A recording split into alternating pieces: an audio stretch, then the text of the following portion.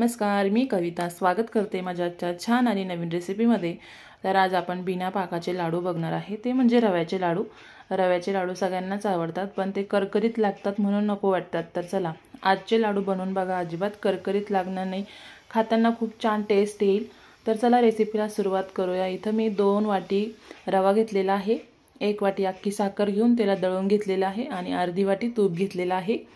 बघा इथं मी कढई ठेवलेली आहे, कढईमध्ये तूप टाकून घेतलेलं आहे। सगळं तूप टाकायचे, अर्धी वाटी तूप घेतलेलं आहे। संपूर्ण तूप इथं टाकून घ्यायचं आहे आणि तूप चांगलं गरम होऊन द्यायचं। गरम झाल्यानंतर आपल्याला ना रवा टाकून घ्यायचा आहे। रवा ना आपल्याला चांगला भाजून घ्यायचा असतो। तर गॅसची फ्लेम जी आहे ती मीडियमच ठेवायची। 10 ते 15 मिनिटं आपल्याला रवा भाजण्यासाठी लागतो। तर बघा छान असा रवा आहे ना, आपण इथं गोल्डन ब्राऊन कलर होईपर्यंत छान असा रवा भाजून घ्यायचा इथं। आज आपण जे लाडू बनवतोय ना ते बिना पाकाचे आहे आणि बिना पाण्याचे आहे, त्यामुळे कुठेतरी रवा आहे ना आपल्याला करकरीत लागण्याची शक्यता असते, म्हणजे लागतो। तर आजचे रवा लाडू जे बनवत आहे अजिबात दाताला आपल्या करकरीत लागणार नाही। छान अशी रेसिपी आहे, काही टिप्स पण सांगितलेले आहे, त्या तुम्ही नक्की फॉलो करा। अगदी तुम्ही जर पहिल्यांदाच रवा लाडू बनवत असाल तर एकदम उत्तम आणि छान असे तुम्ही पण लाडू बनवू शकाल। एवढी छान पद्धत आणि एवढे छान लाडू होतात। तर रव्याचे लाडू बनवण्यासाठी रवा कोणता घ्यायचा, तर एकदम बारीक रवा मार्केटमध्ये असतो आणि एकदम बारीक रवाच आपल्याला घ्यायचा आहे।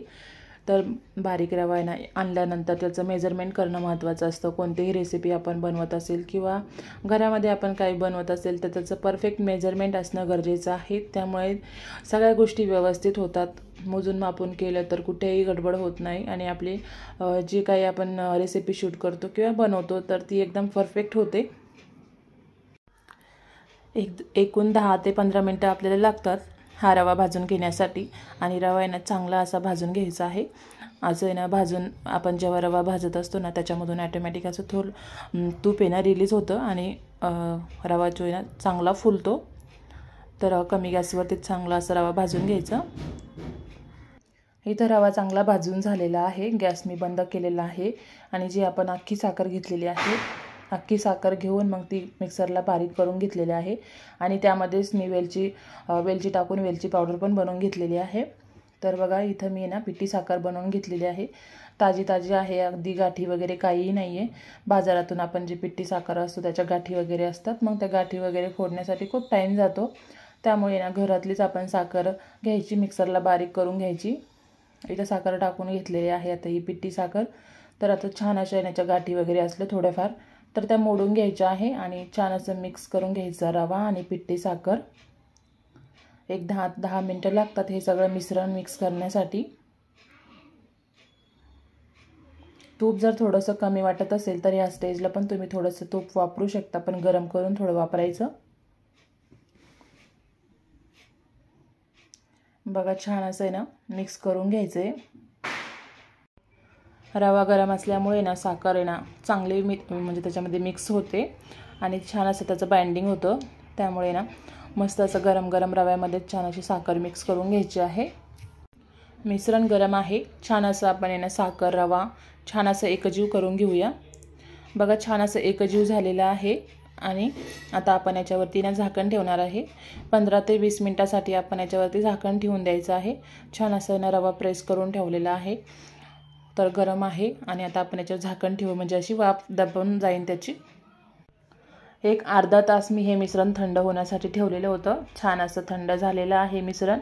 आता आपल्याला मिक्सरच्या भांड्यामध्ये फिरवून घ्यायचं आहे, जेणेकरून आपला जो रवा असतो तो कचकच लागतो। तर ही प्रोसेस केल्यानंतर आपला रवा जो आहे तो कचकच लागत नाही आणि मग रवा लाडू छान होतात। तर मिक्सरला फिरवल्यानंतर आहे ना पिठी साखर आहे ना गरम होते, त्याच्यामुळे ना थोडंसं बाइंडिंग पण छान येतं। बघा इथं मी मिक्सरला आहे ना छान असं फिरवून घेतलेलं आहे। बघा मिश्रण किती छान झालेलं आहे, एकजीव झालेलं आहे। छान असं आपले लाडू वळवण्यासाठी इथं ना आपलं हे मिश्रण इथं रेडी झालेलं आहे। या स्टेजला जर तुम्हाला वाटलं लाडू जर जमत नाही आहे किंवा मग लाडूचा गोळा होत नाही आहे, छान होत नाही आहे, तर इथं तुम्ही ना 3 ते 4 चमचे ना तूप गरम करून इथं घालू शकतात, पण पाण्याचा वापर अजिबात करायचा नाही आहे। तर बघा एक छान असं गरम झाल्यामुळे ना साखर पण थोडीशी गरम झाली ना तर वितळल्यासारखी होते। तर मिश्रण एकदम परफेक्ट झालेलं आहे. इथं आपल्याला ना लाडू बनवून बघू आता लाडू जमतो आहे का. तर इथं छोटासा गोळा घेते आहे मी. लाडू जमतो आहे का. तर लाडू आहे ना परफेक्ट असं जमणार आहे, कारण की छान असं बाइंडिंग त्याला आलेलं आहे. छान असा लाडू आपला वळतोय. तर चला आपण आता इथं सगळे लाडू बनवून घेऊया. छोट्या छोट्या आकाराचे छान असे लाडू आपण इथं बांधून घ्यायचे आहे. बघा किती सुंदर असा लाडू आपल्या इथं तयार झालेला आहे. एकदम परफेक्ट अशी रेसिपी झालेली आहे. तुम्ही पण या दिवाळीला माझी रेसिपी नक्की ट्राय करून बघा. आता थोडं थोडं मिश्रणाचे सगळे असे छान छान असे लाडू मी इथं बनवून घेत आहे. तुम्हाला ज्या साईजचा लाडू आवडत असेल ना, तुम्ही त्या साईजचा लाडू बनवून घ्या. आणि आवडते ड्रायफ्रूट्स वगैरे इथं लावू शकता तुम्ही. इथं मी प्लेनच लाडू वळून घेत आहे. बघा एकदम मऊसूत छान असे लाडू इथं तयार होत आहे. आणि ही रेसिपी तुम्ही नक्की ट्राय करा. इथे छान असे लाडू इथं मी पूर्ण बनवून झालेले आहे. मी बनवले थोडेसे मोठ्या साईजचेच बनवलेले आहे. तुम्हाला ज्या साईजचे पाहिजे असेल त्या साईजचे तुम्ही लाडू बनवून बघा. कशी वाटली रेसिपी ते पण कमेंट बॉक्समध्ये सांगा. नवीन असेल चॅनलला सबस्क्राईब केलं नसेल तर चॅनलला सबस्क्राईब करून ठेवा. भेटूया उद्याच्या छान आणि नवीन रेसिपीसोबत.